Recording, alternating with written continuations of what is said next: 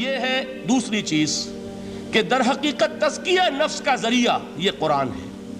سینوں میں جو روگ ہیں، حب دنیا، حب مال، حب شہرت، حب اقتدار، جس کو کہ ایڈلر کہتا ہے دی ارج ٹو ڈومینیٹ، میرا غلبہ ہو، میرا تسلط ہو، میں نمایاں ہو جاؤں، میری حکومت بن جائے، اختیار میرے ہاتھ میں آ جائے، دی ارج ٹو ڈومینیٹ، یہ ساری ارجز ہیں ہماری در حقیقت جس سے فساد رونما ہے۔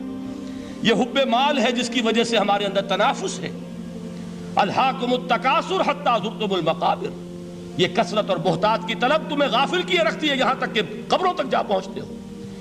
آنکھ انسان کی کھل نہیں پاتی، جس کے پاس 10 نسلوں کے لیے کھانے کو موجود ہے، اس کی بھی حرص جو ہے اور مزید کا لالچ جو ہے وہ ختم نہیں ہوتا۔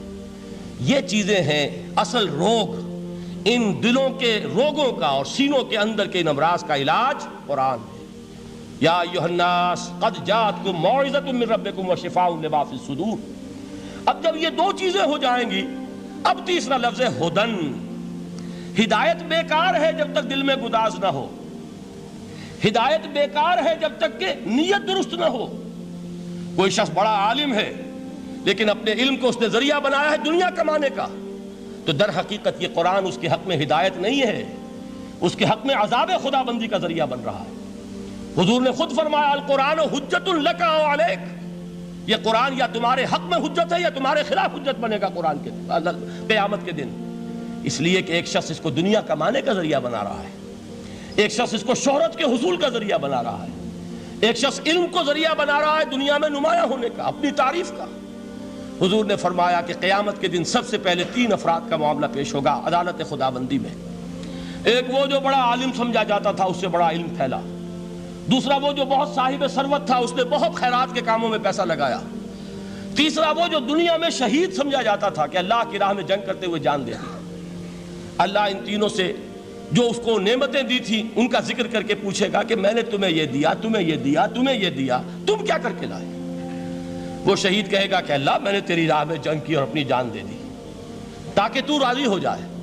اللہ فرمائے گا کذبتا، تو نے جھوٹ بولا، انک قد قاتلت لئن یقال جریء، تو نے تو یہ جنگ اس لیے کی تھی کہ کہا جائے کہ بڑا جری ہے، بڑا بہادر ہے۔ یہ لوگوں سے بہادری کے تمغے لینا تمہارا مقصود تھا۔ وقد قیل، وہ کہا جا چکا ہے، اب یہاں تمہارے لیے کچھ نہیں۔ اور فرشتوں کو حکم ہوگا اور وہ اوندے منہ اس کو گھسیٹتے ہوئے جہنم میں جھونک دیں گے۔ دنیا میں شہید سمجھا جا رہا ہے، آخرت میں جہنمی ہے۔ یہی حال اس عالم کا ہوگا، یہی حال اس دولت مند کا ہوگا۔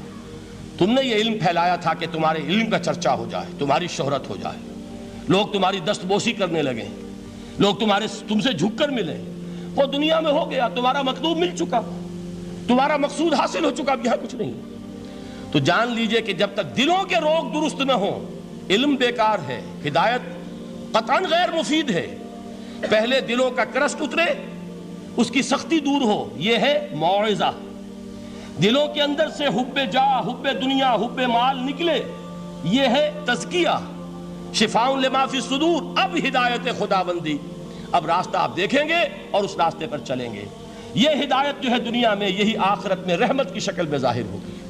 جنہوں نے اس قرآن کی ہدایت سے فائدہ اس دنیا میں اٹھایا، آخرت میں رحمت خداوندی کی بدلیاں ان پر سایہ کریں گے۔ ایک حدیث میں تو باقاعدہ الفاظ آئے ہیں کہ سورہ بقرہ اور سورہ آل عمران یہ 2 بدلیوں کی صورت میں ظاہر ہوں گی میدان حشر میں، اور ان لوگوں پر سایہ کریں گی کہ جن کو ان سے بڑی محبت تھی۔ یہ 4 الفاظ نوٹ کر لیجئے اسی ترتیب کے ساتھ۔ یا ایھا الناس قد جاءتکم موعظۃ من ربکم وشفاء لما فی الصدور وہدی ورحمۃ للمؤمنین۔ قل بفضل اللہ وبرحمتہ، اے نبی کہہ دیجئے یہ اللہ کا بڑا فضل ہے، لوگوں سمجھو، اس کی بڑی رحمت کا ظہور ہوا ہے اس قرآن کی شکل میں۔ اس کی رحمت کا مظہر عدم قرآن ہے، اس کے فضل کا سب سے بڑا ثبوت قرآن ہے۔